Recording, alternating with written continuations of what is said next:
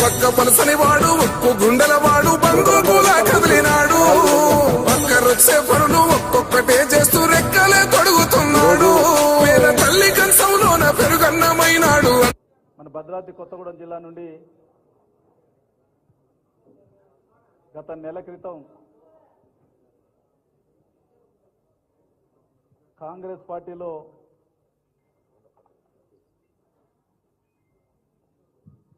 Join అయినటువంటి మన Bhadrachalam incharge ఉండే మన బీఆర్ఎస్ పార్టీ కార్యదర్శిగా ఉన్నటువంటి రాష్ట్ర కార్యదర్శిగా ఉన్నటువంటి డాక్టర్ తెల్లం వెంకట్రావు గారు కాంగ్రెస్లోకి వెళ్ళి నెల క్రితమే కాంగ్రెస్లోకి వెళ్ళడం జరిగింది. మళ్ళీ నెలలోనే అక్కడ పరిస్థితుల ప్రభావం ఇక్కడ ఉన్నటువంటి బీఆర్ఎస్ పార్టీలో ఉన్నటువంటి నాయకత్వం చూసిన తర్వాత వారికి మళ్ళీ తిరిగి అనిపించడం అక్కడ మాట్లాడి ఈరోజు ఈ కార్యక్రమాన్ని ఏర్పాటు చేసుకోవడం జరిగింది. వారిని ఆహ్వానించడానికి హాజరైనటువంటి మన రాష్ట్ర కార్యనిర్వాహక అధ్యక్షులు పురపాలక శాఖ మంత్రులు KTR గారికి, అదేవిధంగా ఈ కార్యక్రమానికి మరి మన జిల్లా మంత్రివర్యులు స్థానిక మంత్రివర్యులు పువ్వాడ అజయ్ కుమార్ గారు, అదేవిధంగా మన స్థానిక ఎమ్మెల్సీ ఖమ్మం జిల్లా అధ్యక్షులు తాతా మధు గారికి, అదేవిధంగా మన స్థానిక ఎంపీ గౌరవ కవిత గారికి, అదేవిధంగా మన సీనన్న ఎమ్మెల్సీ సీనన్న గారు మన ఇన్ఛార్జి వారికి, అదేవిధంగా మరి ఇక్కడ ఉన్నటువంటి మన మాజీ ఎమ్మెల్సీ బాలసాని లక్ష్మీనారాయణ గారికి, మన ఎంపీ పెద్దల సభలో ఉన్నటువంటి గాయత్రి రవీణ గారికి, అదేవిధంగా మన బాబాయ్ DCMS చైర్మన్ గారికి, DCCB చైర్మన్ గారికి, అదేవిధంగా హాజరైనటువంటి మిత్రులు మన రామ్మూర్తి గారికి, వేదిక మీద ఉన్నటువంటి పెద్దలకి, ఈ కార్యక్రమానికి హాజరైనటువంటి వివిధ మండలాల నుండి హాజరైనటువంటి మండల ప్రెసిడెంట్లు, స్థానిక సర్పంచులు, ఎంపీటీసీలు, ఇంకా మిగతా మన జిల్లా నుండి పార్టీలో జాయిన్ కావడానికి హాజరైనటువంటి వివిధ మండలాల నుంచి వచ్చినటువంటి ఇల్లేందు నియోజకవర్గం వాళ్ళు వస్తూ ఉన్నారు, ఇంకా రాలేదు, లేట్ అయింది. అట్లాగే కొత్తగూడెం నుండి ఒక 50 మంది వచ్చారు, పినపాక నుండి ఒక 50 మంది వచ్చారు, ఒక 15 మంది అశ్వరావుపేట నుండి వచ్చారు, భద్రాచలం చెర్ల నుండి కొంతమంది వచ్చారు. అన్ని మండలాల నుండి ఈరోజు పార్టీలో జాయిన్ కావడానికి బీఆర్ఎస్ పార్టీ మరి అభివృద్ధి సంక్షేమం, అదేవిధంగా KCR గారి నాయకత్వం ఇవన్నీ కూడా చూసి నచ్చి అందరు కూడా మన జిల్లాలో జరిగేటువంటి అభివృద్ధి పట్ల మీరందరూ ఆకర్షితులై ఈరోజు పార్టీలోకి రావడానికి సంతోషిస్తూ మీ అందరినీ జిల్లా పార్టీ అధ్యక్షులుగా నేను మరి స్వాగతిస్తా ఉన్నా మీ అందరినీ కూడా. అట్లాగే మీ అందరూ నేను ప్రధానంగా కోరేది ఏంటంటే కొత్త వింతాట పాత రోతాట. 2 రోజులు అక్కడ ఊబిలో పడ్డ తర్వాత ఇంకా చాలా అదృష్టం, మా వెంకట్రావు అన్న చాలా అదృష్టం. ఈరోజు వారు రావడం ముందే తెలుసుకున్నాడు, అక్కడ ముందే చూసి ఇది లాభం లేదు పీక్కొని పోవడం బెస్ట్ అనుకొని వచ్చాడు. ఆయన ఈ సందర్భంగా నేను అభినందిస్తా ఉన్నా. వారికి గతంలో నేను చెప్పిన,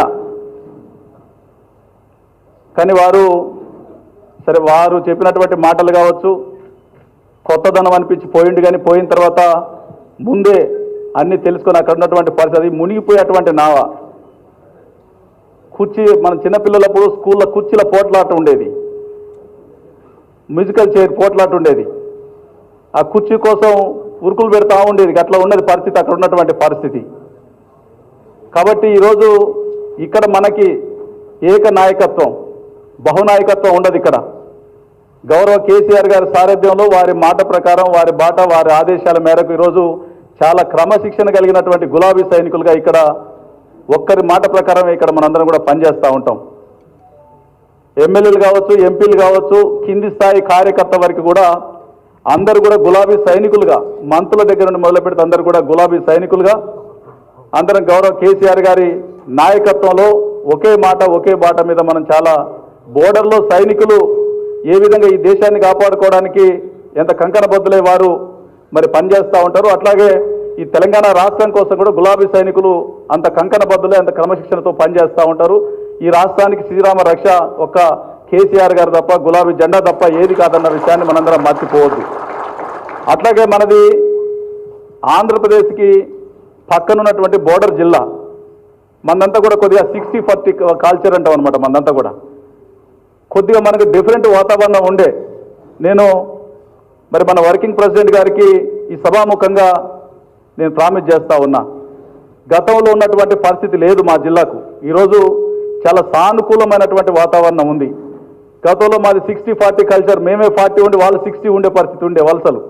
కానీ అటువంటి వాళ్ళందరూ కూడా తెలంగాణ పునర్నిర్మాణం జరిగిన తర్వాత ఈరోజు 2014లో వారికి డౌట్ ఉండే కొద్దిగా మన పార్టీ పట్ల ఏమవుతుందో ఏందని కొద్దిగా ఆందోళన ఉండే. ఎందుకంటే ఉద్యమంలో జరిగినటువంటి వేడి, మనం వారి మీద మాట్లాడినటువంటి మాటలు, దాంతో వాళ్ళు కొద్దిగా హావభావాలతో ఉండే.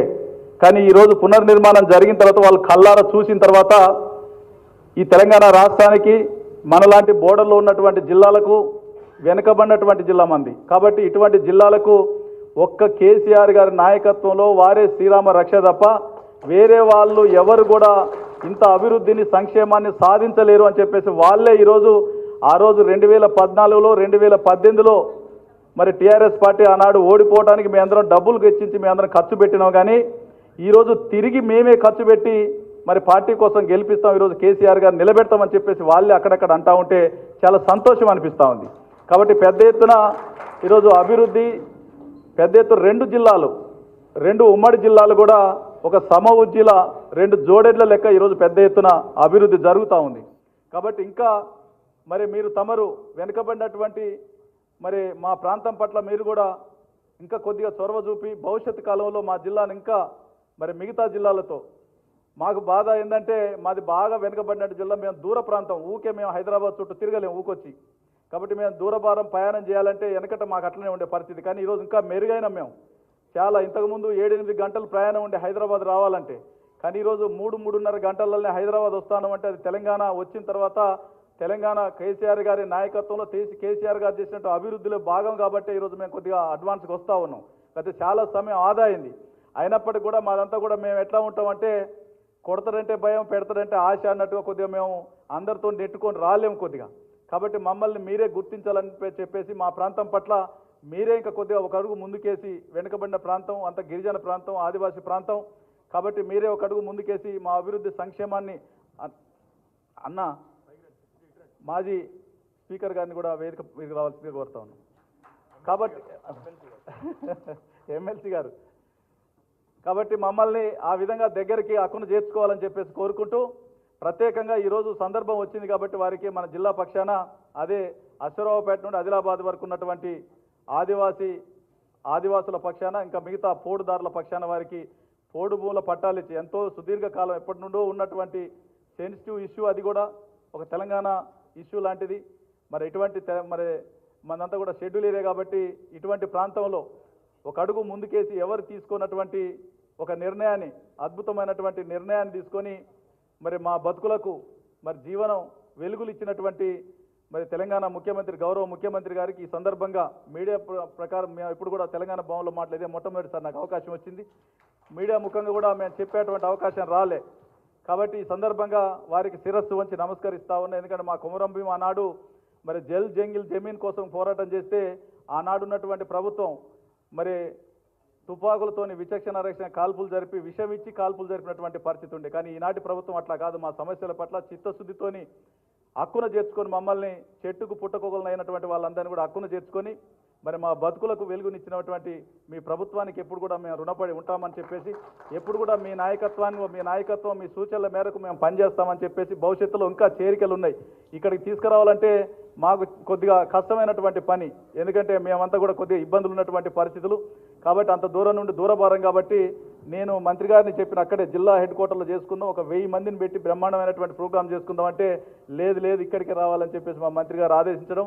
సరే, వారి నాయకత్వంలో మేము కూడా జిల్లాలో అందరం కలిసికట్టుగా పనిచేసి గత రిజల్ట్కి భిన్నమైనటువంటి రిజల్టు, అద్భుతమైనటువంటి రిజల్టు, ఈసారి 10కి 10 సీట్లు గెలవడానికి శక్తి వంచన లేకుండా కృషి చేసి మీకు మరి బహుమతిగా ఇస్తామని చెప్పేసి తెలియజేసుకుంటూ, ఈరోజు జాయిన్ కావడానికి వచ్చినటువంటి మా సోదరుడు తెల్లం వెంకట్రావు గారికి, అదేవిధంగా వారితో కొంతమంది భద్రాచలం నుండి కొంతమంది వచ్చారు, అదేవిధంగా మా కాన్స్టిట్యున్సీ ఇల్లెందు కాన్స్టిట్యున్సీ నుండి వచ్చారు, అశ్వరావుపేట నుండి కొంతమంది, కొత్తగూడ నుండి కూడా ఒక 50 మంది వచ్చారు, ఖమ్మం నుండి కూడా సిపిఎం నుండి వచ్చిన మరి మంత్రి గారు చెప్తా ఉన్నారు.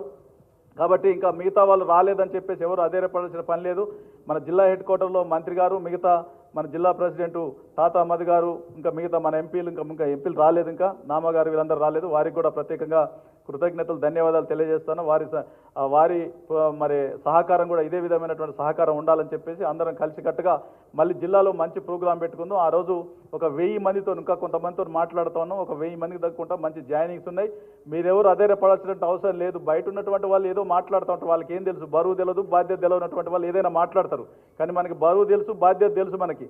కాబట్టి ప్రజల్ని ఎట్లా కాపాడుకోవాలి, ఏ వర్గానికి ఏ విధమైనటువంటి సహకారాన్ని అందించాలి అనేది మనకు తెలుసు. కాబట్టి అద్భుతంగా మనం అభివృద్ధి పునర్నిర్మాణంలో మరి మనం కూడా భాగస్వాములైనందుకు. ఎందుకంటే నేను గత ఉద్యమంలో, నేను ప్రత్యక్ష ఉద్యమంలో లేను, కానీ ఒక ఉద్యమంలో జరిగేటువంటి అభివృద్ధిలో నేను భాగస్వామైనందుకు నేను గర్వపడతా ఉన్నా, ఒక ఆదివాసి బిడ్డగా అని చెప్పి సందర్భంగా తెలియజేసుకుంటూ, ఈ అవకాశాన్ని ఇచ్చినందుకు మీకు ప్రత్యేకమైనటువంటి కృతజ్ఞతలు, ధన్యవాదాలు తెలియజేసుకుంటూ, మళ్ళొకసారి జాయిన్ అయ్యేటువంటి వాళ్ళు సార్ 160 మంది వివిధ మండలాల నుండి హాజరైనరు.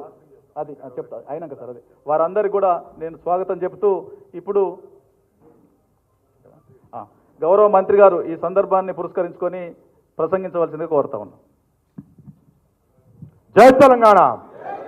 భద్రాచలం గట్టిగా మోగాలి. జై తెలంగాణ. కేసీఆర్ గారి నాయకత్వం, కేటీఆర్ గారి నాయకత్వం. ధన్యవాదాలు.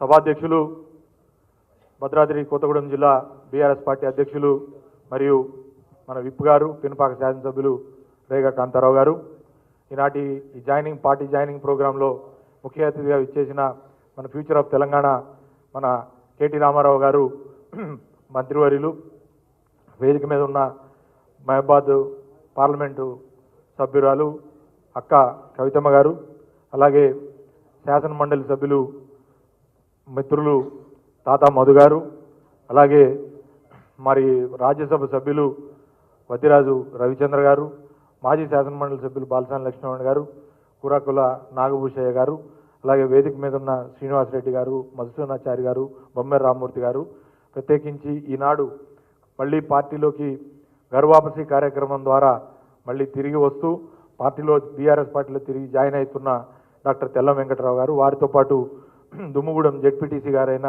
వారి అక్కగారు, వారితో పాటు సీతక్క గారు, వారితో పాటుగా వచ్చిన మన BRS పార్టీలోకి తిరిగి జాయిన్ అవుతున్న నాయకులు, కార్యకర్తలు, వారితో పాటు భద్రాద్రి కొత్తగూడెం జిల్లా నుంచి వివిధ నియోజకవర్గాలు, ఇల్లందు నియోజకవర్గం, పినపాక నియోజకవర్గం, ఇతర నియోజకవర్గాల నుంచి కూడా జాయిన్ అవుతున్న వివిధ సోదరులకి, ఖమ్మం నుంచి కొంతమంది వచ్చారు, కూరాకుల నాగభూషయ్య గారి ఆధ్వర్యంలో వారికి అందరికి కూడా నా నమస్సుమాంజలు, అట్లనే మీడియా మిత్రులందరికీ కూడా నా నమస్సుమాంజలు.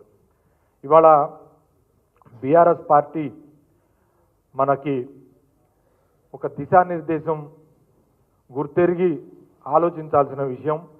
ఈ వేదిక ద్వారా లేదా ఈ మీడియా ద్వారా నేను మా ఖమ్మం జిల్లా ప్రజలందరికీ చెప్పదలుచుకున్నా. ఉమ్మడి ఖమ్మం జిల్లా ప్రజలకి నేను ఆ జిల్లా మంత్రిగా ఈ సందర్భంగా ఒక విజ్ఞప్తి.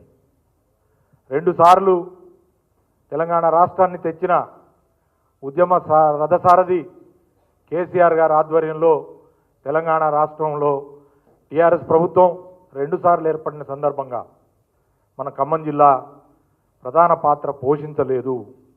కేవలం 2014లో 1 సీటు, 2018లో 1 సీటే వచ్చింది. కానీ 2 సార్లు కూడా ప్రభుత్వంలో మనం మమేకమై ప్రభుత్వం నుండి ఉమ్మడి ఖమ్మం జిల్లాకి, అలాగే విడివడిన భద్రాద్రి కొత్తగూడెం జిల్లాకి కేసీఆర్ గారు కడుపులో పెట్టుకొని అనేక వరాలు ఇచ్చి ఈ జిల్లాని, ఉమ్మడి ఖమ్మం జిల్లాని అభివృద్ధి పదంలో ముందుకు పరుగులెత్తించిన మహనీయుడు కేసీఆర్ గారు. కాబట్టి ఇవాళ మన మీద పెద్ద బాధ్యత, విద్యుత్ ధర్మం. మళ్ళీ తెలంగాణలో 3వసారి ముచ్చటగా BRS ప్రభుత్వం రాబోతా ఉంది. కేసీఆర్ గారు హ్యాట్రిక్ ముఖ్యమంత్రి కాబోతా ఉంది. ఆ సందర్భంలో మనం అందరం కూడా ఒక్కసారి విజ్ఞతతో ఆలోచించాలి. ఖమ్మం జిల్లా ప్రజలు ఈసారి BRS పార్టీకి బ్రహ్మరథం బట్టి ఈ మాత్ఘట్టంలో హ్యాట్రిక్ ముఖ్యమంత్రిగా కేసీఆర్ గారిని, BRS ప్రభుత్వాన్ని చేయడంలో ఉమ్మడి ఖమ్మం జిల్లా ప్రజలు ప్రధానమైన పాత్ర పోషించాలని జిల్లా మంత్రిగా నేను విజ్ఞప్తి చేస్తా ఉన్నా. ఎందుకంటే ప్రతిసారి పనిచేసిన కష్టానికి కూలీ లభించాల్సిన అవసరం ఉంటుంది. పరిగెత్తే గుర్రానికి గడ్డేయకుండా పండుకునే గాడిదకేస్తే పనులు జరగవు. కాబట్టి ఇంత పని చేసి 2 జిల్లాలని అద్భుతంగా అభివృద్ధి చేసి ముందుకు తీసుకుపోయి ఎన్నడైనా ఆలోచన చేసినామా? నేను అక్కడ బిడ్డనే. ఈ దుమ్ముగూడెం నుంచి అయితే ఈ డాక్టర్ గారు లేకపోతే వాళ్ళ అక్క ప్రాతినిధ్యం వహిస్తున్నారో మా అమ్మగారిది అదే ఊరు. మా అమ్మగారిది నర్సాపురం, దుమ్ముగూడెం మండలం, భద్రాచలం పక్కనే. మా తాతగారు భద్రాచలంలో ఉండే మా చిన్నతనం అంతా కూడా భద్రాచలంలోనే వెళ్ళింది. బాలసాని లక్ష్మయ్య గారికి తెలుసు. ఏ ఏజెన్సీ ప్రాంతం గతంలో ఊర్లోకి వెళ్ళాలంటే కూడా నడిచే పరిస్థితి కూడా ఉండేది కాదు. కానీ ఈ 9 ఏళ్లలో గర్వంగా చెప్తా ఉన్నాం, ఈ 9 ఏళ్లలో ప్రతి గ్రామానికి ప్రతి గూడానికి కూడా అద్భుతంగా రోడ్లు, దాంతోపాటు మంచినీటి సౌకర్యం, కరెంటు సౌకర్యం ప్రత్యేకించి చెప్తా ఉన్నా. ఏజెన్సీ ప్రాంతంలో ముఖ్యమంత్రి గారు చర్యలు తీసుకున్న దాకా 3 ఫేజ్ లేని గ్రామాలు చాలా కోయగూడాలు ఉండే. కానీ కోయగూడాలన్నిటికీ కూడా 300 కోట్లు ఖర్చు పెట్టి 3 ఫేజ్ కరెంటుని గిరిజన ప్రాంతాల్లో ఇచ్చిన మానీయుడు కేసీఆర్ గారు. అట్లనే గుడాల్లో మంచినీళ్ళు తాగటానికి లేకుంటే చెలకల్లో వాగుల్లో పోయి మా అక్క చెల్లెళ్ళు, గిరిజన అక్క చెల్లెళ్ళు అందరూ కూడా బిందెలు పట్టుకొని వెళ్ళిన పరిస్థితి. ఇవాళ కేవలం 40-50 మంది ప్రజానీకం ఉన్న కోయగూడానికి కూడా అద్భుతంగా రక్షిత మంచినీటి పథకం మన BRS ప్రభుత్వం మిషన్ భగీరథ ద్వారా ఇవ్వటం జరిగింది. మొన్ననే ఒక నెల రోజుల క్రితం ఎన్నడూ ఎవరు సాధ్యం కాదనుకొని చేయలేని పని పోడు భూములకు పట్టాల విషయంలో మన ప్రభుత్వం కేసీఆర్ గారి చిత్తశుద్ధిని ఒక్కసారి ఆలోచన చేయాలి. 4 లక్షల ఎకరాల పోడు భూమిని మొన్న పంచితే అందులో సింహభాగం కొత్తగూడెం జిల్లా, భద్రాద్రి కొత్తగూడెం జిల్లా ఉన్న గిరిజన సోదరులకి 1.5 ఎకరాలు పోడు భూములకు పట్టాలిచ్చిన ఘనమైన ప్రభుత్వం, ఘనమైన ముఖ్యమంత్రి కేసీఆర్ గారిని సందర్భంగా తెలియజేస్తా ఉన్నా. నేను ఈ మాటలు ఆ మాటలు ఈ ముచ్చట్లు చెప్పను. ఇవాళ భద్రాచలం అయినా, పినపాక అయినా, కొత్తగూడెం అయినా, అశ్వరావుపేట అయినా, ఇల్లంద అయినా గతంలో ఎట్లుండే ఇవాళ ఎట్లుండే. ఇల్లంద బొగ్గుట్ట అంటుండ్రి. ఇవాళ అద్భుతంగా ఇల్లంద టౌన్ని మున్సిపల్ శాఖ మంత్రులు గారి ఆధ్వర్యంలో మున్సిపాలిటీ అభివృద్ధి చెందింది. ఇవాళ ఈ ప్రాంతం ఆ ప్రాంతం అని కాదు, ఇంకా కొన్ని అంశాలు ఉన్నాయి. కానీ మంత్రి గారు వాటిని స్పృశిస్తారు. నేను ఒక్కటే చెప్తా ఉన్నా, నేను ఆ జిల్లా బిడ్డగా, ఉమ్మడి జిల్లా బిడ్డగా, లేదా గోదావరి ప్రాంతం నుంచి మరి ప్రాతినిధ్యం వహించిన వాడిగా ఆ బిడ్డగా నేను చెప్తా ఉన్నా. ఇవాళ మనం కనుక వెనకబడితే గోసపడతాం. ఎట్టి పరిస్థితుల్లో BRS ప్రభుత్వమే వస్తుంది. 80 సీట్లు పైన ఖమ్మం జిల్లా లేకుండానే వస్తుంది. ఖమ్మం జిల్లా కూడా కలుపుకుంటే మనం 90 పైకి వెళ్ళిపోతాం. 93, 92, 92 దాకా వెళ్తుంది. కాబట్టి మనం అందరం కూడా దానికోసం పనిచేయాల్సిన అవసరం ఉంది. నేను వ్యక్తిగత విమ్స్ అండ్ ఫ్యాన్సీస్ అన్ని పక్కన పెట్టాలి. మనం ఎట్టి పరిస్థితుల్లో ఎవరికి టికెట్ ఇచ్చినా కూడా కేసీఆర్ గారి సైనికుల్లాగా మనం అందరం పనిచేసి ఆ ఎమ్మెల్యేని గెలిపించుకుంటే ఆ ప్రాంతానికి లాభం జరుగుద్ది. లేకపోతే ఇప్పుడు మనకు నష్టం జరిగిందా లేదా ఒక్కసారి ఆలోచన చేయండి. భద్రాచలానికి మనకు ఎమ్మెల్యే లేక మనం అందరం ఇబ్బంది పడతలేమా? అదే మన ఎమ్మెల్యే ఉంటే మనకి ఇబ్బందులు ఉండవు కదా. ఇవాళ ఆలోచన చేయాల్సిన అవసరం ఉంది. ఇవాళ ఎక్కడి నుంచో వచ్చిన ఎమ్మెల్యే ఆ ప్రాంతానికి అభివృద్ధి చేయలేకపోయిండు, న్యాయం చేయలేకపోయిండు, అక్కడ ప్రజలకు కూడా న్యాయం చేయలేకపోయిండు. తప్పకుండా భద్రాచలానికి కానీ లేదా ఇతర ప్రాంతాలకు కానీ BRS ఎమ్మెల్యేలు ఉంటే అక్కడ మీకు లాభం జరుగుతుంది, స్థానికంగా ఉన్న గిరిజన ప్రజలకు కూడా లాభం జరుగుతుంది మిత్రులారా. అందుకని జిల్లా మంత్రిగా నేను మళ్ళీ కూడా మీ అందరికీ తెలియజేస్తా ఉన్నా, వచ్చే 3 నెలలు కార్యోన్ముఖులం కావాల్సిన అవసరం ఉంది. ప్రతి ఒక్కళ్ళం గులాబీ సైనికులందరం కూడా మనం వెళ్ళి ప్రతి గడపని తట్టాలి, ప్రతి నియోజకవర్గాన్ని గెలిపించుకోవాలి.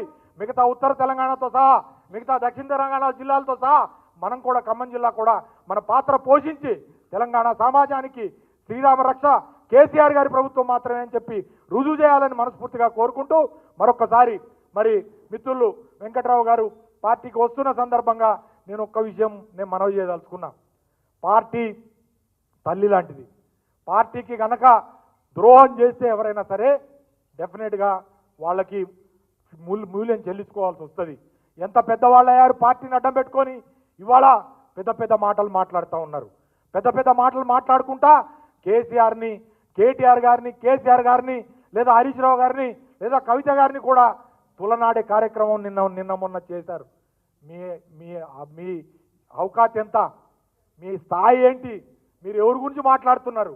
ఈ రాష్ట్రం కోసం తన ప్రాణాన్ని పణంగా పెట్టి కేసీఆర్ సత్తుడు తెలంగాణ వచ్చుడు అన్న సమయంలో ఏడున్న ఉద్యమ సమయంలో నువ్వు తెలుసా? నీకు ఉద్యమం గురించి, ఉద్యమ చరిత్ర గురించి తెలుసా? లేదా ఉద్యమంలో వాళ్ళు చేసిన త్యాగాల గురించి తెలుసా? ఒక్కరోజు జై తెలంగాణ అన్నోడివి, ఒక్కరోజు జైలుకు పోనోడివి. నువ్వు తెలంగాణ గురించి, తెలంగాణ ఉద్యమం గురించి, తెలంగాణ అమరవీరుల గురించి మాట్లాడతావు. ఎవరి హయాంలో న్యాయం జరుగుతుంది ఒక్కసారి ఆలోచించుకోవాలి. నేను ఈ సందర్భంగా నేను కోరుతా ఉన్నా మిత్రులారా. అందుకని కాంగ్రెస్ పార్టీలో పోగానే ఏదో వ్యక్తుల మీద ఆధారపడి ఉంటుంది అనుకుంటున్నారు. వ్యక్తులు కాదు, ఇక్కడ వ్యవస్థలు ముఖ్యం. అది తెలంగాణ వ్యవస్థ కేసీఆర్ గారితో మాత్రమే సాధ్యమవుతుంది. దాన్ని బాగు చేసే కార్యక్రమాన్ని కేసీఆర్ గారు తీసుకుంటారు. ఆ రకంగా మనం ముందుకు పోదామని మరొకసారి తెలియజేసుకుంటూ, తెల్లం వెంకట్రావు గారు కానీ లేదా వారి ఆధ్వర్యంలో జాయిన్ అవుతున్న వారు కానీ మిగతా మరి బీఆర్ఎస్ పార్టీలోకి వస్తున్న మిత్రులు సోదరులందరూ కూడా నేను మనస్ఫూర్తిగా పార్టీలోకి స్వాగతం తెలియజేసుకుంటూ సెలవు తీసుకుంటా ఉన్నా. జై తెలంగాణ.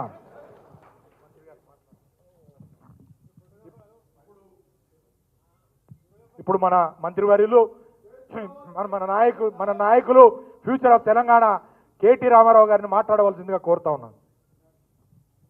గౌరవనీయులు పెద్దలు, భద్రాద్రి కొత్తగూడెం జిల్లా బీఆర్ఎస్ పార్టీ అధ్యక్షులు, అదేవిధంగా రాష్ట్ర ప్రభుత్వ విప్ సోదరులు రేగా కాంతారావు గారు, గౌరవ రాష్ట్ర రవాణా శాఖ మంత్రివర్యులు పెద్దలు సోదరులు పువ్వాడ అజయ్ గారు, గౌరవనీయులు రాజ్యసభ సభ్యులు పెద్దలు వద్దిరాజు రవిచంద్ర గారు, గౌరవనీయులైన పార్లమెంట్ సభ్యురాలు సోదరి మహబూబాబాద్ పార్లమెంట్ సభ్యురాలు మాలోత్ కవిత గారు, శాసనసభ మాజీ స్పీకర్ గారు, ప్రస్తుత శాసన మండలి సభ్యులు పెద్దలు, పార్టీ వ్యవస్థాపక సభ్యులు ఒకరైన గౌరవనీయులు శ్రీ శ్రీకొండ మధుసూనాచారి గారు, గౌరవ పెద్దలు పార్టీ రాష్ట్ర కార్యాలయ కార్యదర్శి గౌరవనీయులైన శ్రీ మాజీ శాసన మండలి సభ్యులు ప్రొఫెసర్ శ్రీనివాస్ రెడ్డి గారు, అదేవిధంగా గౌరవనీయులు శాసన మండలి మాజీ సభ్యులు, ప్రస్తుతం భద్రాచలం నియోజకవర్గానికి ఇన్ఛార్జ్గా ఉన్న గౌరవ పెద్దలు బాలసాని లక్ష్మీనారాయణ గారు, అన్న డీసీసీబీ అధ్యక్షులు గౌరవనీయులు ఖమ్మం జిల్లా డీసీసీబీ అధ్యక్షులు పెద్ద ఆయన కురాకుల నాగభూషణం గారు,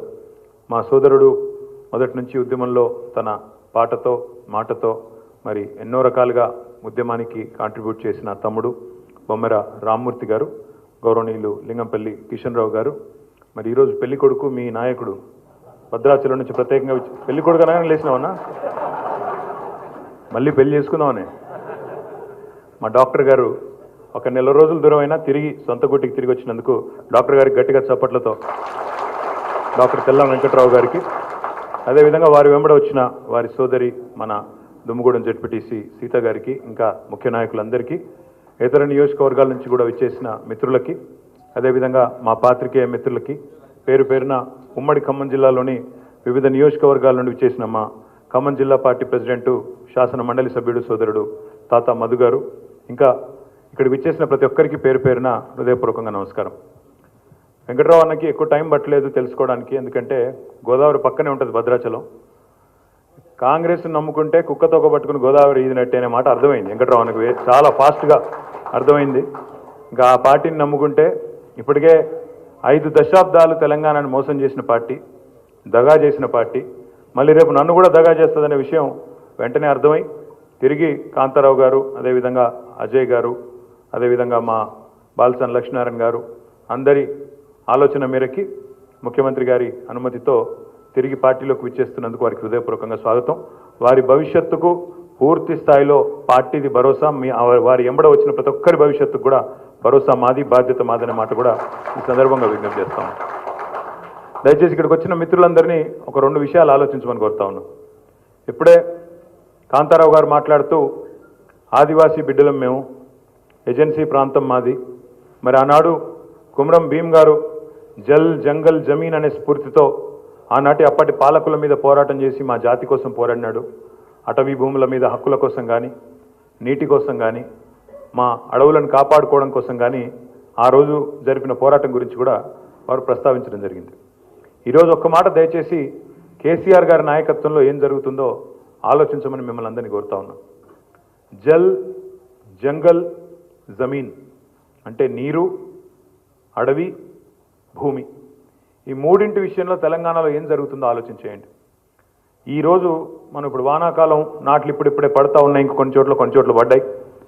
ఈ వానాకాలం నాట్లు పడుతున్న సందర్భంగా నిన్న ఇవాళ మీరు పేపర్లో చూసే ఉంటారు, వ్యవసాయ శాఖ లెక్కల ప్రకారం ఒకనాడు దుర్భిక్ష ప్రాంతంగా ఒకనాడు కరువు నేలగా, ఒకనాడు నెర్రెలు బారిన నేలగా పేరుపడ్డ తెలంగాణ ఈ ఒక్క వానాకాలం ఈ పంటకి 1 కోటి ఎకరాల్లో సాగు చేస్తూ ఉంది అనే పరిస్థితి వాస్తవమా కాదా మీరు ఆలోచించాలని చెప్పి నేను కోరుతాను. తెలంగాణలోని ఏ మారుమూల ప్రాంతానికైనా పోండి ఈరోజు మీరు, ఆదిలాబాద్ నుంచి అలంపూర్ దాకా, భద్రాచలం నుంచి నారాయణఖేడ్ దాకా ఏ మూల నుంచి ఏ మూలకు పోయినా ఈరోజు స్పష్టంగా మీకు కనబడేది ఒకటే, సస్యశ్యామలమైన పంట చేలు, పూర్తిగా బ్రహ్మాండంగా ఈరోజు పచ్చదనంతో భూమాత ఆకుపచ్చ చీర కట్టుకున్నదా అన్నంత గొప్పగా ఈరోజు ఎక్కడికక్కడ పచ్చదనం ఆవహించి ఉన్న మాట వాస్తవమా కాదా ఆలోచించండి. జల్ అంటే నీళ్లు, నీళ్లు, నిధులు, నియామకాలు, ఈ 3 రంగాల్లో తెలంగాణకు జరిగిన అన్యాయమే శీర్షికగా మనం ఆనాడు తెలంగాణ రాష్ట్రం కోసం కొట్లాడినాం. ఒక్క నీటి విషయమే తీసుకుంటే సాగునీటి రంగంలో ఈరోజు భారతదేశంలో ఎక్కడా జరగనంత ఒక అద్భుతమైన కార్యక్రమం, ఒక విప్లవమే ఈరోజు మన కళ్ళ ముందు సాక్షాత్కారం అవుతా ఉంది. ఒకవైపు హరిత విప్లవం, ఎక్కడ చూసినా పచ్చదనం, పంటలు, ఒక వానాకాలంలో 1 కోటి ఎకరాల్లో సాగే పరిస్థితి. అప్పుడెప్పుడో మహాకవి దాశరథి గారు నిజామాబాద్ జైల్లో ఆనాడు అప్పటి నిజాం ప్రభు ఆయన తీసుకెళ్ళి అక్కడ పెడితే ఆ జైలు గోడల మీద బొగ్గుతో రాసిన మాట, నా తెలంగాణ 1 కోటి రత్నాల వీణ అని. అప్పుడు ఎందుకంటే 1 కోటి జనాభా అప్పుడు ఉండేది. కానీ ఈరోజు తెలంగాణ 1 కోటి రత్నాల వీణే కాదు, 1 కోటి ఎకరాల మాగాన కూడా కేసీఆర్ గారి వల్ల అయ్యింది అనే మాట అక్షర సత్యం. ఒక కొత్త హరిత విప్లవం ఈరోజు మన కళ్ళ ముందే సాక్షాత్కరిస్తున్నది. నీటి విషయంలో ఇంటింటికి నీళ్ళు వచ్చినాయి. భద్రాచలమే కావచ్చు, ఏజెన్సీ ప్రాంతమే కావచ్చు, ఒకప్పుడు వార్తలు ఉండేది, వానాకాలం వచ్చిందంటే మంచం బట్టిన మన్యం, లేదా పూర్తి స్థాయిలో ఏజెన్సీ ప్రాంతంలో అంటు రోగాలు అంటూ రకరకాల వార్తలు వచ్చేది. ఈరోజు ఆ వార్తలు ఉన్నాయా దయచేసి మీరు ఆలోచించండి. నీటి విషయంలో ఆడబిడ్డల కన్నీళ్లు తుడవడానికి మిషన్ భగీరథ లాంటి కార్యక్రమం తీసుకొచ్చి ఇంటింటికి నల్లాబెట్టి నీళ్ళు ఇచ్చే ఆలోచన చేసిన మొట్టమొదటి ముఖ్యమంత్రి స్వతంత్ర భారతదేశంలో ఒక్క మన కేసీఆర్ గారు మాత్రమే మాట గర్వంగా ఈరోజు తెలంగాణ బిడ్డ ఏ ప్రాంతం వాడైనా దేశంలో ఎక్కడైనా చెప్పొచ్చు. 76 ఏళ్లలో ఏ ముఖ్యమంత్రి చేయని పని ఇవాళ ఒక్క కేసీఆర్ గారు చేసి దేశానికి కూడా దారి చూపెట్టినారు. మన మిషన్ భగీరథ ఈరోజు కేంద్ర ప్రభుత్వం అనుకరించి హర్ ఘర్ జల్ అంటోంది, ఇంటింటికి నల్ల నీళ్ళు ఇస్తా అని. మొత్తానికి 75 ఏళ్ల తర్వాత మన ముఖ్యమంత్రి గారు జాతిని మేల్కొల్పిన తర్వాత మొత్తం దేశం కూడా మేల్కొని ఈరోజు ఆ బాటలో నడుస్తూ ఉంది. సో జల్ అంటే సాగునీటి రంగంలో అద్భుతాలు జరుగుతున్నాయి, తాగునీటి రంగంలో కూడా ఈరోజు సంపూర్ణమైన న్యాయం చేసిన రాష్ట్రం తెలంగాణ. జంగల్, భారతదేశం అంతా అడవులు కొడుతున్నారు, అటవీ నాశనం అవుతుంది, అడవి నాశనం అవుతుంది. కానీ తెలంగాణలో 7.7% తెలంగాణకు హరితహారం అనే కార్యక్రమం ద్వారా కొత్తగా 5,13,000 ఎకరాల్లో అటవీని సృష్టించి పచ్చదనాన్ని అత్యధికంగా పెంచిన రాష్ట్రం ఎక్కడా అంటే భారతదేశంలో తెలంగాణని గర్వంగా చెప్పే విధంగా ఈరోజు అడవులను కూడా పరిరక్షించిన నాయకుడు కేసీఆర్ గారు. మరొక వైపు జమీన్ అంటే భూమి. ఏ భూమాతను నమ్ముకొనైతే రైతు ఇవాళ తన పొట్ట నింపుకుంటాడో, మన పొట్ట నింపుతున్నాడో, ఏ భూమాతను నమ్ముకొనైతే మా సోదరులు గిరిజనులు కూడా, ఆదివాసీలు కూడా తమ అటవీ సంపదను కానీ అక్కడక్కడ వ్యవసాయం కానీ చేసుకుంటా ఉన్నారో. ఇప్పుడే నేను అడిగిన కాంతారావాన్ని, అన్నా మరి భద్రాచలం కొద్దిగా అవతలే 6-7 కిలోమీటర్ల అవతలే ఛత్తీస్గఢ్ ఉన్నది, అక్కడ ఏం జిల్లా ఉంది అంటే బీజాపూర్ అంటారు కదా, బీజాపూర్ అనే జిల్లా ఉందన్నారు. నేను అడిగా, మరి మనం ఇచ్చినట్టు పోడు భూములకు పట్టాలు ఛత్తీస్గఢ్లో ఇచ్చిండ్రా అన్నా అని అడిగిన. ఎక్కడన్నా మొత్తం ఇచ్చిండ్రా లేదా? ఛత్తీస్గఢ్ కాంగ్రెస్ రాష్ట్రం, కాంగ్రెస్ పాలిత రాష్ట్రం. ఇక్కడేమో పెద్ద పెద్ద డైలాగులు కొడతారు. గోదావరి అవతల వైపు ఉన్న మరి మనకు అంటుకొనున్న ఛత్తీస్గఢ్ రాష్ట్రంలో బీజాపూర్ జిల్లాలో అక్కడ కూడా ఏజెన్సీ ప్రాంతం ఉంది, అక్కడ కూడా గిరిజన బిడ్డలు ఉన్నారు. మీకు సంబంధ బాంధవ్యాలు కూడా ఉంటాయి, అవతల చుట్టాలు ఉంటారు, మీకు అవతల వైపు తెలిసిన వాళ్ళు ఉంటారు, దోస్తులు ఉంటారు. ఒక్కసారి దయచేసి ఆలోచన చేయండి, అడగండి. ఇక్కడ కాంగ్రెస్ వాళ్ళు పెద్ద పెద్ద మాటలు మాట్లాడుతున్నారే, మరి ఇక్కడ ఇచ్చినట్టు మనం 4,50,000 ఎకరాలు ఇక్కడ మనం పోడు భూముల పట్టాలు పంచినాం, అక్కడ వాళ్ళు ఇచ్చినారా? ఎవరు? ఇక్కడ ఇచ్చినట్టు రైతు బంధు అక్కడ ఉన్నదా లేదా? ఎకరానికి పంటకి 5,000 రూపాయలు చొప్పున 2 పంటలకు సంవత్సరానికి 10,000 రూపాయలు ఇచ్చే ప్రభుత్వం అవతల ఉన్నదా? కాంగ్రెస్ ప్రభుత్వంలో ఉందా ఆ కల్చర్? ఇక్కడ ఉన్నట్టు రైతు బీమా ఉన్నదా? అక్కడ రైతు చనిపోతే 5 లక్షల రూపాయలు ఇచ్చే పరిస్థితి అవతల కాంగ్రెస్ ప్రభుత్వంలో, మన 6 కిలోమీటర్ల అవతల ఉన్న కాంగ్రెస్ ప్రభుత్వంలో ఉన్నదా? 24 గంటల కరెంట్ ఇచ్చే పరిస్థితి ఉందా రైతాంగానికి? మరి ఏం చూసి కాంగ్రెస్ని ఆదరిద్దాం? ఎందుకు ఆదరించాలి? అది మాత్రమే కాదు, ఇంకొక మాట మీరు ఆలోచించండి. ఒక రైతులు వ్యవసాయం మాత్రమే కాదు, వాళ్ళు మాట్లాడితే చాలా విచిత్రం అనిపిస్తుంది. ఒక ఆయన అంటాడు, ఇక్కడ రైతులకు ఏదో అన్యాయం చేస్తోంది తెలంగాణ ప్రభుత్వం అంటాడు. నేను అడుగుతా ఉన్నా, ఆలోచించమని కోరుతా ఉన్నా. యువతల భద్రాచలంలో మీరు పండించిన ప్రతి గింజని ప్రభుత్వం కొంటోంది, కొనుగోలు కేంద్రాలు పెట్టింది. అవతల ఛత్తీస్గఢ్లో ఎకరానికి 10 క్వింటాల వరకు మాత్రమే అక్కడ ప్రభుత్వం కొంటది. ఆ పైన ఎంత పండినా మార్కెట్లో అమ్ముకోవాల్సిందే తప్ప, ఎంత ధరకు వస్తే అంత ధరకు అమ్ముకోవాల్సిందే తప్ప మొత్తం గింజలు అన్ని గింజలు కొనే పరిస్థితి ఉందా అవతల కాంగ్రెస్లో? మన దగ్గరకు వచ్చి అమ్ముతా ఉన్నారని లక్ష్మీనారాయణ గారు చెప్తా ఉన్నారు. ఇది వాస్తవమా కాదా నేను చెప్పేది? మరి అట్లాంటప్పుడు ఏం చూసి ఆదరించాలి కాంగ్రెస్ని నేను అడుగుతా ఉన్నా. ఇంకొక మాట కూడా నేను మిమ్మల్ని ఆలోచించమని కోరుతా ఉన్నా. ఇవాళ కమ్యూనిస్టులు కానీ, నక్సలైట్లు కానీ, వామపక్ష సంస్థలు కానీ ఏం మాట్లాడుతుంటాయి? సమసమాజ స్థాపన జరగాలి, పేదరిక నిర్మూలన జరగాలి అని మాట్లాడుతూ ఉంటారు. ఇవాళ నిజంగా కూడా నేను ఒక మాట అంటా ఉన్నా, ఆలోచించండి. ఇంటికి పోయిన తర్వాత కూడా చర్చ పెట్టండి. ఒక సామెత ఉంది, తెలంగాణలో హనుమంతుడి గుడి లేని ఊరు లేదు, కేసీఆర్ సంక్షేమ పథకం అందని ఇల్లు లేదు అనే మాట అది వాస్తవం కాదా? ఆలోచించండి. 70 లక్షల మందికి రైతు బంధు వస్తున్న మాట వాస్తవం కాదా? 4.5 లక్షల ఎకరాల పోడు భూములు పట్టాలు పంచింది వాస్తవం కాదా? 40 లక్షల మందికి రైతు బీమా అందుతున్న మాట వాస్తవం కాదా? ఇంటింటికి మంచినీరు వస్తున్న మాట వాస్తవం కాదా? 24 గంటలు ఉచితంగా కరెంటు రైతులకు ఇస్తున్న మాట వాస్తవం కాదా? 13 లక్షల మంది ఆడబిడ్డలకి కళ్యాణ లక్ష్మి, షాదీ ముబారక్ పేరుతో 1,116,000 రూపాయలు ఇచ్చి సొంత మేనమామ పట్టించుకున్నా పట్టించుకోపోయినా కేసీఆర్ గారే ఒక మేనమామలాగా పెళ్లిళ్ళు చేస్తున్న మాట వాస్తవం కాదా? అదే ఆడబిడ్డ కాన్పుకొస్తే ఇవాళ కేసీఆర్ కిట్ ఇచ్చి ఆడపిల్ల పుడితే 13,000, మగపిల్లోడు పుడితే 12,000 రూపాయలు ఇస్తున్న మాట వాస్తవం కాదా? ఇప్పటికే కేసీఆర్ కిట్లు 14 లక్షల మందికి అందిన మాట వాస్తవం కాదా? చెప్తూ పోతే ఎన్ని సంక్షేమ పథకాలు ఉన్నాయంటే ఈరోజు పిల్లోడు పుట్టిన కాడు నుంచి పండు ముసలి దాకా, చివరికి కాటికి కాళ్ళు చెప్పుకున్న ముసలాళ్ళ దాకా 2,000 రూపాయల పెన్షన్ వస్తున్న మాట వాస్తవం కాదా? ఇవాళ వచ్చి కాంగ్రెస్ వాళ్ళు చెప్తారు మేము 4,000 ఇస్తామంటారు. వాళ్ళదేం పోయింది? వచ్చేది లేదు సచ్చేది లేదు కాబట్టి ఏది పడుతుంది మాట్లాడతారు, నోటికి ఎంత వస్తే అంత. కానీ బాధ్యత బరువు, ఇందాక అన్న చెప్పినట్టు బాధ్యత బరువు ఉన్నోడు జాగ్రత్తగా మాట్లాడాల. 200 రూపాయల పెన్షన్ ఇచ్చినోడు ఇలా 4,000 రూపాయలు ఇస్తానంటే నమ్ముదామా? 60 ఏళ్ళు అధికారంలో ఉన్నోడు 200 రూపాయలు దాటనేది ఇవ్వాల. ఈరోజు ముందుకొచ్చి 4,000 ఇస్తానంటాడు, రేపు మీరు గట్టిగా వాయిస్తే 40,000 కూడా ఇస్తా అంటాడు. ఏం పోయింది వాడు? నోటికి ఎంత పడితే అంత. ఎంత దూరం మాట్లాడతారంటే వాళ్ళు మాట్లాడితే అప్పుడప్పుడు నవ్వు వస్తుంది. మనం 24 గంటల కరెంట్ ఇస్తున్నాం అని మనం చెప్తున్నాం, వాళ్ళు ఏమంటారు తెలుసా? 25 గంటల కరెంట్ ఇస్తామంటారు రేపు వచ్చి, లేని గంటకు కూడా కరెంట్ ఇస్తామంటారు. కానీ వాళ్ళ మనసులో మాట మాత్రం మొన్ననే బయటపడ్డది. ఏమంటున్నారు వాళ్ళు? 3 గంటలు చాలు ఇక్కడుండే బీదాబిక్కి రైతాంగానికి, ఇక్కడుండే చిన్న సన్నకారు రైతులకి 3 గంటల కంటే ఎక్కువ కరెంట్ ఏం అవసరం ఉంది? 3 ఎకరాలు ఉన్నోడికి 3 గంటలు చాలంటాడు ఆయన రేవంత్ రెడ్డి. ఇట్లాంటి వాళ్ళు తెలంగాణ రైతు ఇప్పుడిప్పుడే బాగుపడుతుంటే చూసి ఓర్వలేని వాళ్ళు, తెలంగాణ రైతాంగం ఇప్పుడిప్పుడే కొద్దిగా తెలివిగా ముందుకు పోతున్న సమయంలో ఇట్లాంటి దిక్కుమాలిన పరిస్థితి అవసరం మనకు ఆలోచన చేయండి. ఇంకొక మాట కూడా నేను అడుగుతా ఉన్నాను మిమ్మల్ని. ఇవాళ భద్రాద్రి కొత్తగూడెం జిల్లా, అదేవిధంగా ఖమ్మం జిల్లా, ఒక్క మాట ఆలోచన చేయండి. మీరు ఎప్పటి నుంచో అడుగుతూ ఉన్నారు, ముఖ్యంగా మీ జిల్లాలోని గిరిజన బిడ్డలు, మా గూడాలు గ్రామ పంచాయతీలు కావాలి, మా తాండాలు గ్రామ పంచాయతీలు కావాలన్నారు. ఇవాళ తాండాలు గ్రామ పంచాయతీలు అయినాయి, గూడాలు గ్రామ పంచాయతీలు అయినాయి. బ్రహ్మాండంగా రాష్ట్ర వ్యాప్తంగా చూస్తే 3,146 మంది ఇవాళ గిరిజన సర్పంచులు కొలువుదీరి గర్వంగా 30,000 మంది గిరిజన బిడ్డలు వార్డు సభ్యులుగా రాష్ట్రంలో ఈరోజు కొత్తగా ప్రజాప్రతినిధులు అయినారు. వాస్తవమా కాదా? మీరే ఆలోచించండి. మీరు అడిగిన ప్రతిదీ జరుగుతూ ఉంది. ఇవాళ పోడు భూముల పట్టాలన్నారు, కాంతారావు గారు జరిగినాడు, ఒకటే అడిగారు ఆయన, అన్న మా ప్రాంతంలో ఏదో తీవ్రమైన సమస్య చేయాలన్నారు, చేస్తామని చెప్పాం. ఇవాళ చేసింది చెప్పింది చేసి వారికి ఇచ్చిన మాట కూడా నిలబెట్టుకున్నాం. అది మాత్రమే కాదు, 6% రిజర్వేషన్ ఉండేది. మనం ఏం చెప్పాము ఆ రోజు ఉద్యమంలో?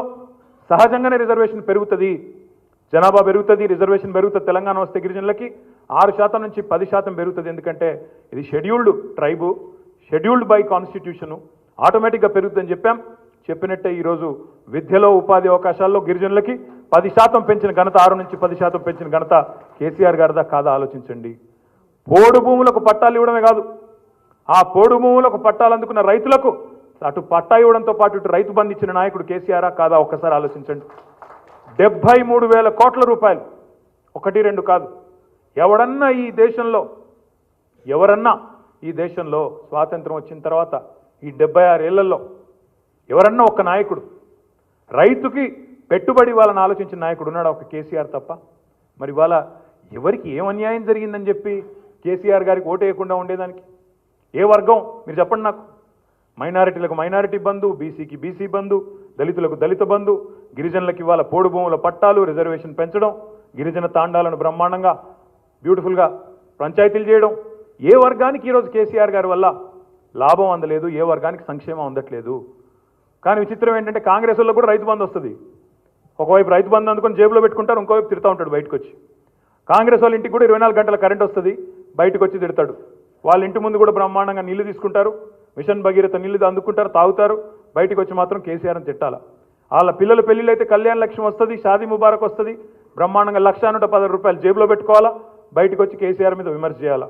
బిడ్డ కాన్పుకు పోతే ప్రభుత్వ ఆసుపత్రికి పోవాలా, అక్కడ మనవరాలు రావాలా, కేసీఆర్ను మాత్రం బయటకు వచ్చి తిట్టాలా. బ్రహ్మాండంగా రోడ్లు ఉన్నాయి, బ్రహ్మాండంగా నీళ్లు, బ్రహ్మాండంగా కరెంటు, అన్ని పథకాలు అందుకుంటూ కేసీఆర్ని మాత్రం నోటికొచ్చినట్టు తిట్టాలా. ఎందుకు తిట్టాలా? నీకు రాజకీయంగా స్వలాభం కావాలంటే, నీకు పదవి కావాలంటే ప్రజలు ఆదరిస్తే పదవులు వస్తాయి, ప్రజలకు మంచి చేస్తే పదవులు వస్తాయి, ఎత్తుక్కుంటూ వస్తాయి. అంతేగాని నా ఆందోళనని, నాకు పదవి రాలేదన్న బాధని, లేదా నాకేదో కావాలన్న తాపత్రయాన్ని ప్రజల బాధగా చిత్రీకరించే ప్రయత్నం ఏ పార్టీ చేసినా ప్రజాస్వామ్యంలో వాళ్ళు ఫెయిల్ అవుతారు తప్ప ముందుకు పోరు. వాళ్ళు ఇప్పుడే కాంతారావు గారు చెప్తా ఉండే, మంత్రి గారు కూడా చెప్తా ఉండే, అజయ్ గారు, భద్రాద్రి థర్మల్ పవర్ ప్రాజెక్టు విస్తరిస్తూ ఉంది. బ్రహ్మాండంగా భద్రాద్రి కొత్తగూడెం జిల్లా అయిన తర్వాత రాష్ట్రంలోనే best collectorate, best medical college ఎక్కడుంది అంటే ఖచ్చితంగా మీ కొత్తగూడెంలో ఉందన్న మాట కూడా చెప్పొచ్చు.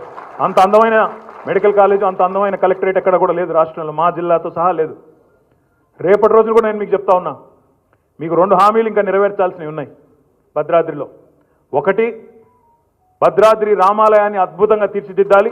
యాదాద్రి ఎంతైతే గొప్పగా అయిందో ఇది కూడా మళ్ళీ కేసీఆర్ గారే చేస్తారు. 60-65 ఏళ్ళు ఎవరూ పట్టించుకోలేదు, అది కూడా కేసీఆర్ గారికి సంకల్పం ఉంది. తప్పకుండా భద్రాద్రి రామాలయాన్ని కూడా గొప్పగా తీర్చిదిద్దే బాధ్యత మాదే. మళ్ళీ మనమే వచ్చేది, బయట ఎవరేం మురిగినా ఎవరేం వాగినా వాళ్ళకి తెలుసు, మనకి తెలుసు. ఖచ్చితంగా మళ్ళీ కేసీఆర్ గారే ముఖ్యమంత్రి అవుతారు, మళ్ళీ బీఆర్ఎస్ ప్రభుత్వం వస్తుంది. కాబట్టి ఎవరు కూడా ఏ అనుమానాలు కూడా పెట్టుకోకుండా భద్రాద్రి రామాలయాన్ని కూడా అద్భుతంగా పునర్నిర్మించే బాధ్యత కూడా మనమే తీసుకుందాం, బ్రహ్మాండంగా చేసుకుందాం. రెండవది, మన ముఖ్యమంత్రి గారు వరదలు వచ్చిన సందర్భంగా మంత్రి గారు ఇంకా ఇతరులు వచ్చినప్పుడు అక్కడ ఒక మాట చెప్పారు, కరకట్టలు కడదామని. ఇంకా ఆ కార్యక్రమం మొదలు కాలేదు, కానీ తప్పకుండా శాశ్వత వరద నివారణకి శాశ్వతంగా ఆ ప్రాంతంలో వరదను నివారించడానికి కరకట్టలు కట్టాల్సిన బాధ్యత ఇటు మున్నేరులో కానీ, అదేవిధంగా అక్కడ భద్రాచలంలో కానీ గోదావరి మీద ఉన్నది. దాన్ని కూడా మళ్ళీ తప్పకుండా సంకల్ప బలం ఉన్న ఒక ముఖ్యమంత్రి కేసీఆర్ గారు మాత్రమే చేస్తారు తప్ప అల్లాటప్ప నాయకుల వల్ల అయ్యే పనులు కావు. దయచేసి విశ్వాసం ఉంచండి. తప్పకుండా ఏ పేదరిక నిర్మూలన, ఏ సమసమాజ స్థాపన అయితే జరగాలని వామపక్షాలు, నక్సలైట్లు, ఇతరులు కోరుకుంటా ఉన్నారో అవన్నీ ఈరోజు కేసీఆర్ గారి నాయకత్వంలో అమలవుతూ ఉన్నాయి. ఇవాళ తెలంగాణలో మీరు చూడండి, సంపద ఎక్కడ సృష్టించబడతా ఉందో చూడండి, సృష్టించబడ్డ సంపద ఎక్కడ పోతా ఉందో చూడండి. మొత్తం రాష్ట్ర వ్యాప్తంగా ఈరోజు ఎక్కడన్నా తెలంగాణ వచ్చినాడు భూముల ధర ఏంటి, ఈరోజు ఏంటి, రాష్ట్రంలో సంపద పెరిగిందా తగ్గిందా, ప్రతి ఊళ్ళల్లో కొత్త ఇల్లు కడుతున్నారా లేదా, రాష్ట్రంలో ఈరోజు ఇతర రాష్ట్రాల వాళ్ళు వచ్చి మన దగ్గర కూలీలుగా పనిచేసే పరిస్థితి వచ్చిందా లేదా ఆలోచించండి. మేము ఇవాళ అక్కడక్కడ తిరుగుతుంటే మాకే ఆశ్చర్యంగా ఉంటుంది. నేను మొన్న మధ్యన గద్వాల జిల్లా పోయాను. గద్వాల జిల్లాకు పోతే మీటింగ్కి ఏదో కొద్దిగా టైం ఉందంటే అక్కడ పక్కన పత్తి చేను కనబడ్డది. పత్తి చేనులోకి పోయి మాట్లాడదామని, కాసేపు కూలీలు ఉంటే మాట్లాడదామని నేను మా వ్యవసాయ మంత్రి గారు నిరంజన్ రెడ్డి గారు పోయినాం. 60-70 మంది ఉన్నారు ఆడ, మన వాళ్ళే కదా, ఎట్లా ఉన్నారో తెలుసుకుందామని పోతే ఏమో బాగున్నారా అది అని అడిగితే నేను అడిగితే వాళ్ళు చెప్పింది ఏమంటే, బంజే రాదాయ ఫోను, దిక్కుమాల ఫోను, ఏమో బాగున్నారా అంటే వాళ్ళు ఏమంటారు తెలుసా, బాగున్నామన్నా అన్నారు. ఏ ఊరమ్మా అని అడిగితే నేను అనుకుంటే గద్వాలను అలంపురా ఏంటిది అనుకుంటే, ఒక అమ్మాయి సిగ్గుపడుతూ చెప్పింది, అన్న మాది కర్నూలు జిల్లా అన్నది. ఇక్కడేం చేస్తున్నావమ్మా అంటే కూలి పనికి వచ్చినావన్నా అన్నది. తర్వాత ఇంకో అమ్మాయి పక్కనే ఉండే, ఆమెను అడిగితే ఏమ్మాయి ఏ ఊరు అంటే మాది రాయచూరు జిల్లా. అంటే ఇవాళ తెలంగాణలో ఒకనాడు వలసలకు పేరుపడ్డ పాలమూరు జిల్లాలో ఈరోజు రివర్స్ మైగ్రేషన్ జరుగుతూ ఉంది. కూలీలు ఈరోజు అటు కర్నూలు నుంచి, ఇటు రాయచూరు నుంచి, మా దగ్గర సిరిసిల్ల జిల్లాలో అయితే ఉత్తరప్రదేశ్ నుంచి, బెంగాల్ నుంచి, జార్ఖండ్ నుంచి ఈరోజు లక్షల మంది, ఒరిస్సా నుంచి ఇక్కడ వచ్చి ఈరోజు ఉపాధి సంపాదించుకునే పరిస్థితిలో ఉన్నారు. ఇది వాస్తవమా కాదా మీకే తెలుసు. గ్రామీణ ప్రాంతాల్లో క్షేత్రస్థాయిలో ఉండే మీకే తెలుసు. ఇవాళ సంపద సృష్టించబడ్డదా లేదా కేసీఆర్ వచ్చిన తర్వాత ఆలోచించండి. ఇవాళ ఎవరెవరో రావచ్చు, ఏదేదో మాట్లాడవచ్చు, విచిత్రమైన మాటలు మాట్లాడుతూ ఉంటారు ఒక్కొక్కరు. ఏదో నిన్నగాక మొన్ననే ఆకాశంలో ఊడిపడ్డట్టు, ఇదివరకు వీళ్ళేదో మనకు తెలవనట్టు కాంగ్రెస్ వాళ్ళు ఇవాళ అడుగుతూ ఉన్నారు. ఏమంటున్నారు? ఒక్క అవకాశం ఇవ్వండి, మాకు ఒక్క అవకాశం ఇవ్వండి అని అడుగుతా ఉన్నారు కాంగ్రెస్ వాళ్ళు. ఒక్కట ఇప్పుడు ప్రజలు ఎన్ని అవకాశాలు ఇచ్చారు కాంగ్రెస్ పార్టీకి? 55 ఏళ్ళు, అంటే 10-11 అవకాశాలు ఇచ్చిన మాట వాస్తవం కాదా? అవకాశాలు ఇచ్చి 10-11 సార్లు అవకాశాలు ఇచ్చినాడు. ఏమీ చేయలేని అసమర్థులు, కరెంట్ ఇవ్వక చావగొట్టిన వాళ్ళు, మంచినీళ్ళు ఇవ్వక చావగొట్టిన వాళ్ళు, మన దేవాలయాలను కానీ, మన రోడ్లను కానీ, మన తాండాలను గ్రామ పంచాయతీలు చేయాలని కానీ, మన గూడాలను గ్రామ పంచాయతీలు చేయాలన్న ఆలోచన కానీ చేయని వాళ్ళు, పేదలకు ఎన్నడూ 200 రూపాయల పెన్షన్ దాటి ఇవ్వని వాళ్ళు ఇవాళ వచ్చి మళ్ళీ నిన్ననే ఆకాశం నుంచి చూడిపడ్డట్టు నోటికొచ్చినట్టు మాట్లాడితే, నోటికొచ్చినట్టు పనిచేస్తున్న కేసీఆర్ గారిని, పేద ప్రజలకి పనికొచ్చే పనులు చేస్తున్న కేసీఆర్ గారిని విమర్శిస్తే ఊకుందామా? లేదా ఆలోచించి భద్రాచలంతో సహా పూర్వ ఖమ్మం జిల్లాలో ప్రతి సీటులో గులాబీ జెండా ఎగరవేసే విధంగా తీర్పునిద్దామా? ఆలోచించండి. ఎవరో వచ్చి ఏదో సన్నాయి నొక్కులు నొక్కితే, ఎవరో వచ్చి నోటికొచ్చినట్టు ఏదో వాగితే దానికి ఆగం కావాల్సిన అవసరం లేదు, అయోమయపడాల్సిన అవసరం లేదు. ఎవరు మంచి మనకు, ఎవరి వల్ల మంచి జరుగుతుంది, నింపాదిగా కూర్చొని చాలా బ్యాలెన్స్డ్గా చాలా కామ్గా కూర్చొని ఆలోచించండి. ఎన్నికల్లో వస్తారు కొంతమంది, డబ్బులు ఇస్తానంటారు. డబ్బులు ఇస్తే ఈ మాట అంటే నా మీద కేసు పెడతారేమో, కానీ డబ్బులు ఇస్తే ఏం చేయాలో చేయండి, కానీ ఓటు మాత్రం కేసీఆర్ గారికి మాత్రమే వేయండి. తప్పకుండా గులాబీ జెండా మాత్రమే మళ్ళీ పూర్వ ఖమ్మం జిల్లాలో, కొత్తగూడెం జిల్లాలో, ఖమ్మం జిల్లాలో ఎగిరే విధంగా మరి పూర్తి స్థాయిలో ఆలోచించి నిర్ణయం తీసుకోండి. 100% నేను మీకు మాత్రం ఒక మాట చెప్తా ఉన్నా. ఈ రోజున్న పరిస్థితుల్లో కేవలం రాష్ట్రంలోనే కాదు, రేపటి రోజున కేంద్రంలో కూడా, రాష్ట్రంలో మాత్రమే కాదు కేంద్రంలో కూడా మనం లేకుండా అక్కడ ఎవరు ప్రధానమంత్రి అయ్యే పరిస్థితి కూడా ఉండదు. మీరు గట్టిగా అనుకుంటే ఇటు ఎంపీలు గెలవాలా, అటు ఎమ్మెల్యేలు గెలవాలా, అందరం గెలిచి ఒక ప్రబలమైన శక్తిగా బీఆర్ఎస్ పార్టీ అవతరించాలి. ఇవాళ మన నాయకుడికి పక్క రాష్ట్రంలో, మహారాష్ట్రలో అపారమైన ఆదరణ కనబడతా ఉంది. రోజు ఒక్క పార్టీ వచ్చి మన పార్టీలో విలీనం అవుతా ఉంది. మన నాయకుడు రోజు రోజుకి ఒక శక్తివంతమైన నాయకుడిగా జాతీయ స్థాయిలో ఎదుగుతూ ఉన్నారు. అందుకే బీఆర్ఎస్కు దేశ స్థాయిలో పునాది పడాలి అంటే, గట్టి పునాది పడాలి అంటే ఈ శాసనసభ ఎన్నికల్లో 90-95 సీట్లు ఇచ్చి తెలంగాణ ప్రజలు దేశం మీదకి మన నాయకుడిని పంపించాలి. మన నాయకుడికి శక్తినిచ్చి, కొత్త ఉత్సాహాన్ని ఇచ్చి, మహారాష్ట్ర కానీ ఇతర రాష్ట్రాల్లో కానీ ఈ గులాబీ జెండా అక్కడ కూడా మారుమోగే విధంగా, ఇక్కడి తీర్పు అక్కడ ప్రతిధ్వనించే విధంగా మీ తీర్పు ఉండాలి, మీ ఆలోచన ఉండాలి. మన నాయకుడు రేపటి రోజున జాతీయ స్థాయిలో కూడా బ్రహ్మాండమైన ఒక ప్రబల శక్తిగా తెలంగాణ ప్రజాశక్తిని మలిచే ప్రయత్నంలో ఉన్నారు. అందుకే కేవలం ఎమ్మెల్యేలు మాత్రమే కాకుండా ఎంపీలు కూడా మొత్తంగా 17 మనమే గెలిచే విధంగా బ్రహ్మాండంగా మీ తీర్పు ఉండాలని చెప్పి కూడా మనస్ఫూర్తిగా కోరుకుంటూ మీ అందరికీ కూడా మళ్ళొకసారి స్వాగతం చెప్తూ, మా వెంకట్రావు అన్న ప్రత్యేకంగా ఈరోజు వచ్చినందుకు వారికి హృదయపూర్వకమైన స్వాగతం, నమస్కారం. మళ్ళొకసారి అందరికీ కూడా జై Telangana.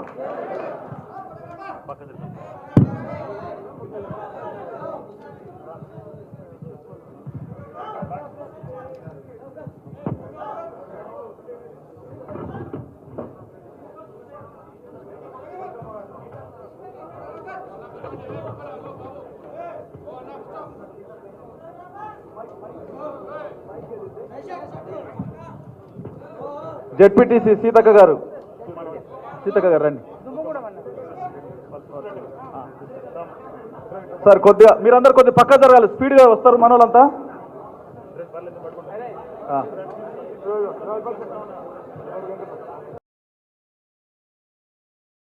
Yeah, Rajay, will we be the same at his age? Absolutely yes, if we plan our future like him. But do we have to wait until his age? Absolutely not. We recently invested in LIC's new Jeevan Shanti, which gives deferred annuity, which means regular income after some years. LIC's annuity plans give annuity options and flexibility in receiving regular income.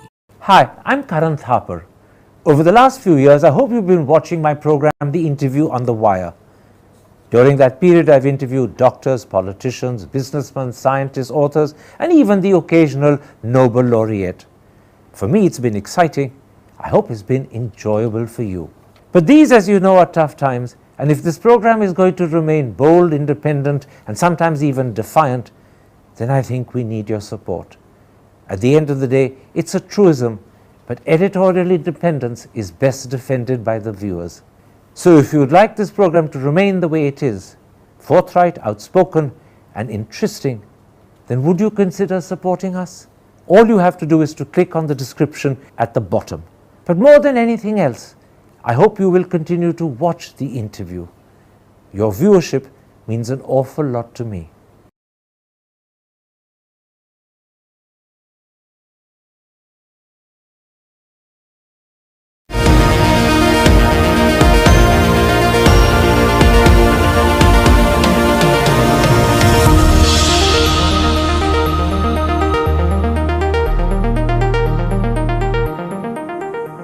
Hello and welcome to a special interview for The Wire.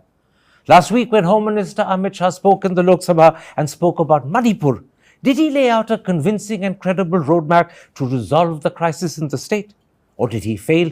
Or did he come up with something that was really inadequate?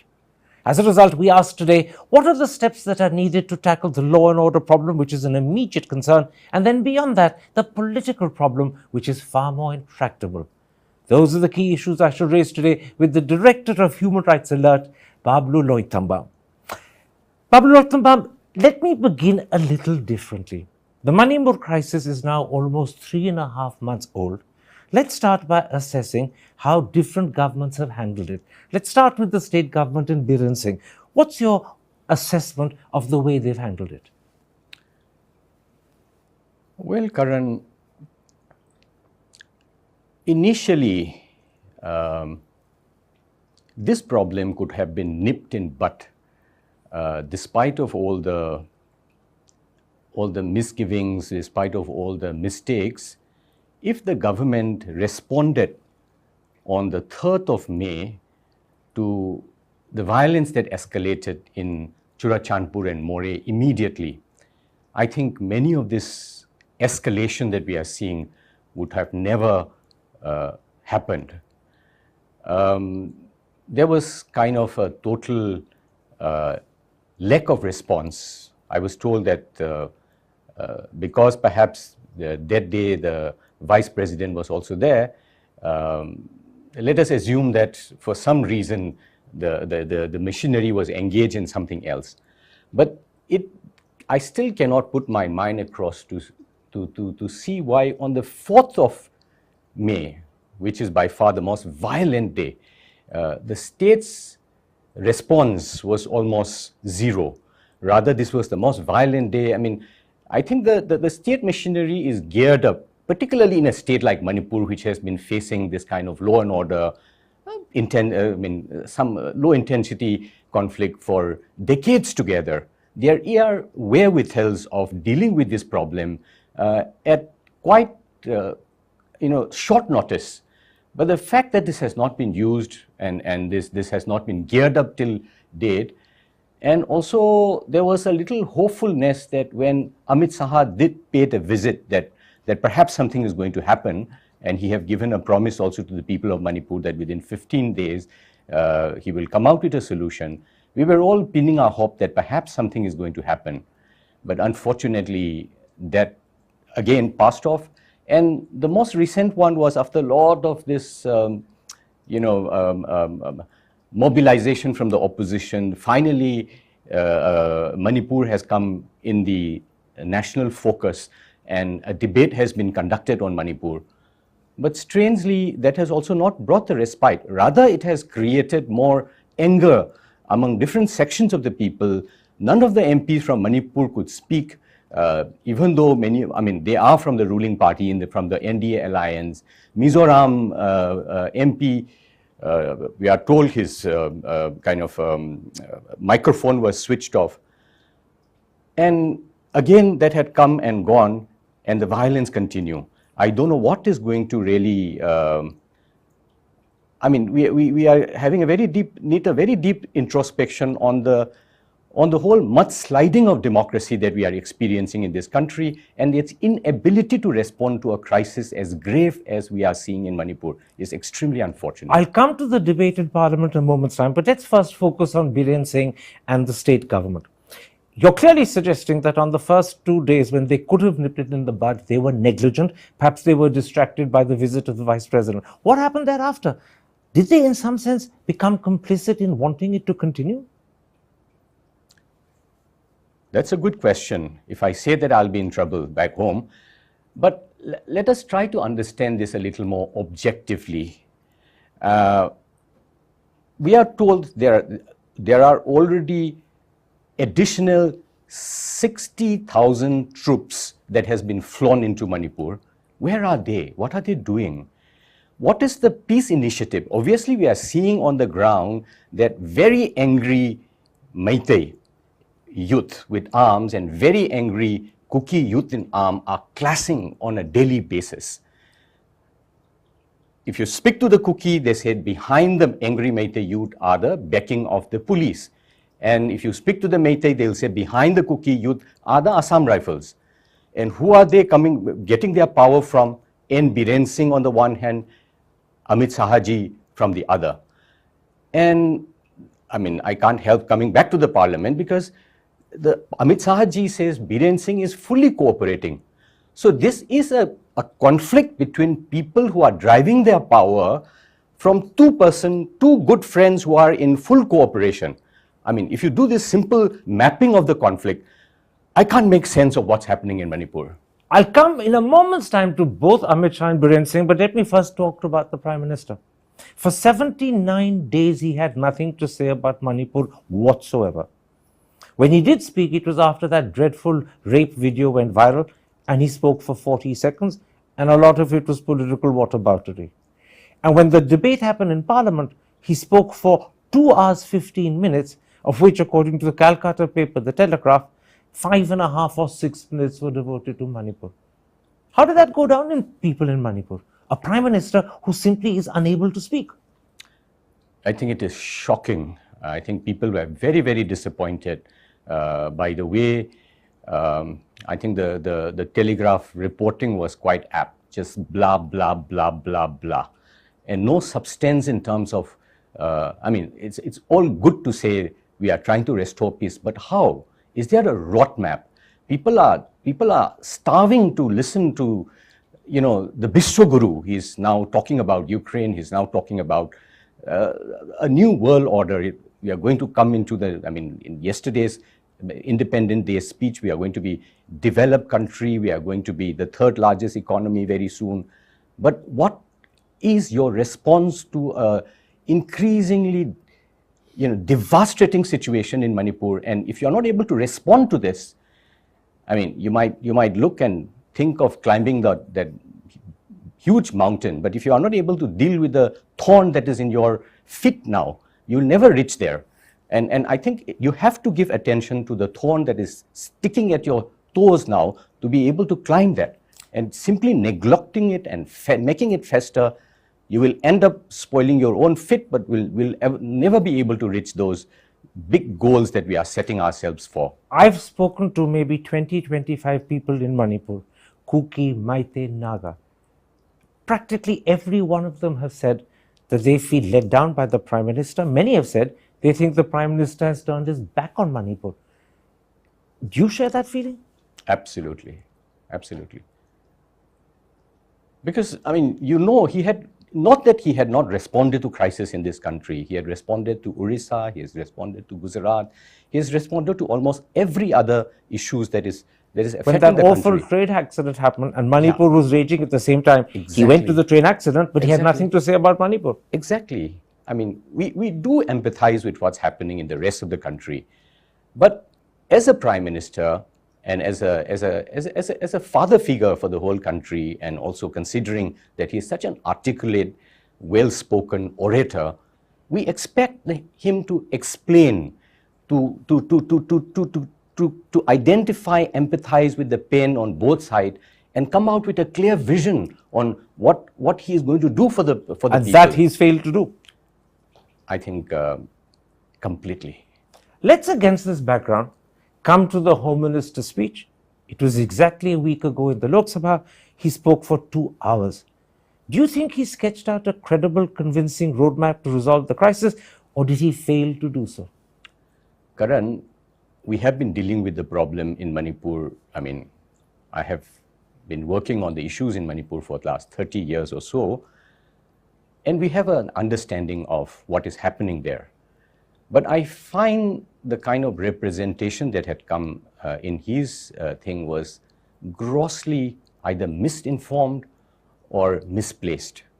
Take, for example, he puts the whole genesis of the problem to the illegal immigration from Myanmar. Perhaps it is true. I mean, I know you have some disagreement with some of the people that you have interviewed about how much people have actually kind of influx have come into the Manipur. Without getting into too much of detail, the fact remains that the Nagas were 12 MLAs in Manipur. The Nagas have now shrunk to 10, and the Kukis were 8 MLAs in Manipur. Now it has come to 10. That itself is an indication that there is a demographic shift. And having lived there for all my life, I can also see that that's happening. But I think they are conflating two very important issues here. Myanmar is also in a big crisis. I mean, the quality of life is very, very poor. And I can imagine why people of the same ethnic group living in Myanmar would like to come and live inside Manipur, because you at least have an NREGS, you at least have a PTS, something that you get. Whereas on the other side, you are always being taxed and harassed by the military all the time. So there has been a slow, somewhat ossification of population for the last many decades that is happening. That is one problem. The other thing is, in the last 2 years, because of this horrendous kind of civil war that Myanmar has faced, many people have also fled into Manipur for safety, as much as they have done in Mizoram. I think these are two very different issues. The response to these democratic crises, India now being the mother of democracy, I think we do have some responsibility to respond to this present crisis slightly differently. And we have written to the Home Secretary, because you have? Yes, we have. I mean, the Human Rights Alert, the organization that I represent, and the Hill Tribal Council, which is a civil society group in Moreh, have written to the Honorable, the Home Secretary, to identify that there is absolutely no institution to deal with this human crisis that has come about. See, refugee is not new in Manipur. It started from 1941, from Second World War here, huge, I mean, 500,000 people have moved in from there. 60s, when again the Myanmar coup happened, 88, we have received a lot of these people, and now in